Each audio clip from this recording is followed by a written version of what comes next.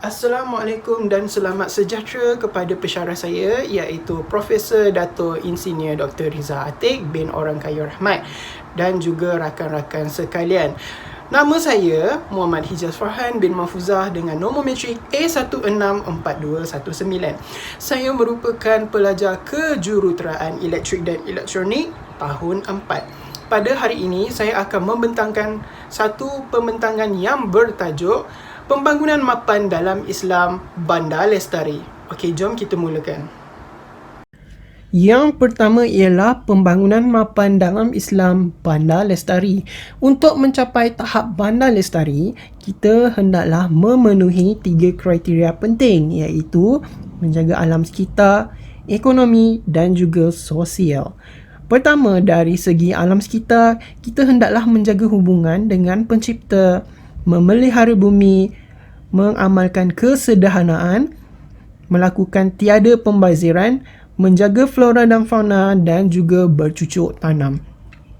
Dari segi ekonomi pula, pertama kita hendaklah menjaga hubungan dengan pencipta, mengamalkan tijarah, mengeluarkan zakat, melakukan wakaf, tiada rasuah, melakukan derma, infak ataupun melakukan pemberian hadiah, tiada riba, kejujuran dan governance.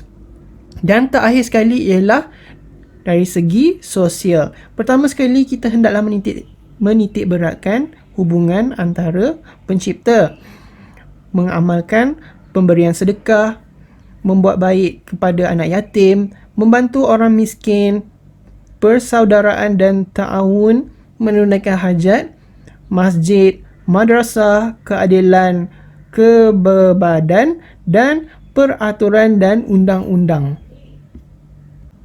Seterusnya, saya akan menerangkan tentang wawasan Bandar Lestari yang dibina. Wawasan Bandar Lestari yang dibina ini adalah ke arah pembangunan mapan dengan sifar pelepasan karbon dioksida, mencapai kesejahteraan sosial dan ekonomi dengan mementingkan agama Islam dalam semua aspek. Untuk membina Bandar Lestari yang diingini, terdapat beberapa perkara yang perlu dititik beratkan, iaitu dari segi menitik beratkan infrastruktur, jalan raya, alam sekitar dan juga pengangkutan awam. Pertama sekali, saya akan menerangkan dari segi aspek infrastruktur. Bangunan yang dibina hendaklah memenuhi Green Building Index atau singkatannya ialah GBI. Bangunan yang dibina hendaklah teratur dan mengikut konsep serta garis panduan ditetapkan.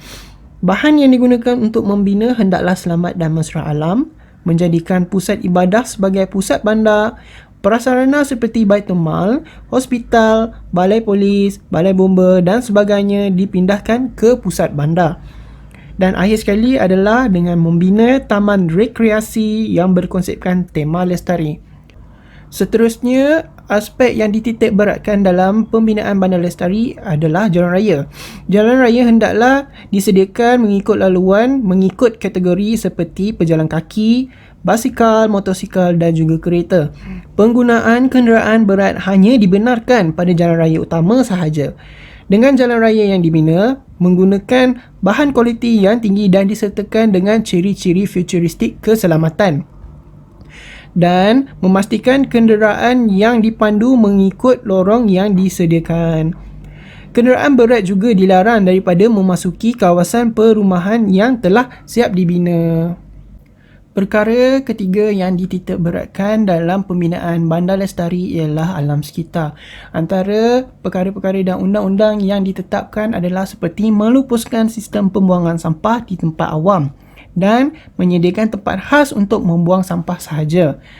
Kedua, menggalakkan pengasingan sampah dari rumah mengikut kategori yang ditetapkan. Tindakan tegas akan diambil jika individu gagal melakukan sedemikian. Ketiga, memperbaiki menaik taraf dan memperbesarkan sistem perparitan sedia ada. Seterusnya, menggalakkan penggunaan solar di semua tempat dan terakhir sekali, kenderaan persendirian hanya digunakan menggunakan jenis hybrid, elektrik, manakala kenderaan awam hanya digunakan menggunakan sepenuhnya elektrik. Terakhir sekali, antara perkara yang dititik beratkan dalam pembinaan bandar lestari ialah pengangkutan awam. Antara cadangan yang dicadangkan ialah dengan menyediakan bas yang mampu memuatkan ramai penumpang dalam sesuatu masa dan mempunyai jadual bas yang tetap. Kedua, LRT atau MRT dalam bandar menghubungkan pekan-pekan di Bangi, Kajang. Seterusnya, menggunakan teknologi autonomous pada pengangkutan awam, dan terakhir sekali ialah membina pengangkutan awam yang sangat pantas dan efisien untuk penduduk Bangi Kajang sehingga mudah untuk akses ke destinasi yang dikehendaki.